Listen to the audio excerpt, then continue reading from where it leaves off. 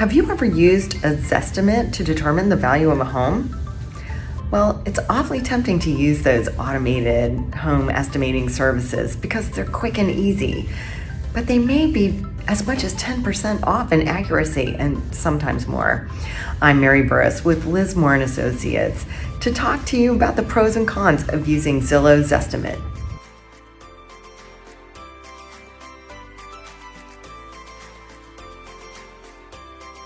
Online real estate estimators like Zestimates have become quite popular, and that makes sense because they're free and they're easy to use. The problem is that they're often inaccurate due to the way they generate their calculations. I'm talking typically 10% higher or lower than the actual market price of a home. That's $30,000 on a $300,000 home. Would you be okay with losing $30,000 on the sale of your home or paying $30,000 too much for a home you're purchasing? Of course not. So it's important to understand the pros and cons of using Zillow's estimates to determine what is fair market value for your home. First, it's important to understand how Zillow generates its estimates. Zillow calculates the value of a home based on public records and whatever data is input by the seller, like purchase price from the home's last sale, tax appraisals, and the sale prices of other homes that have sold in the neighborhood. That's all good data to consider, but there can be problems a computer-generated system does not account for.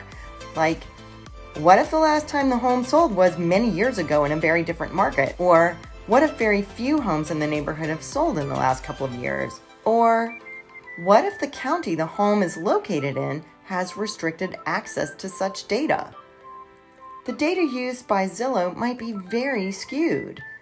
Zillow also fails to take into account factors such as actual condition of the home, like how new is the roof or the heating and cooling systems, updates made by the owners like fresh paint, new appliances, bathroom and kitchen renovations, excellent landscaping or the lack thereof. It also doesn't account for position and location of the house, like is the house at the bottom of a hill and more likely to have drainage or mold issues? Or is it right next to the railroad tracks? Does the home have a stunning view or easy access to hiking trails?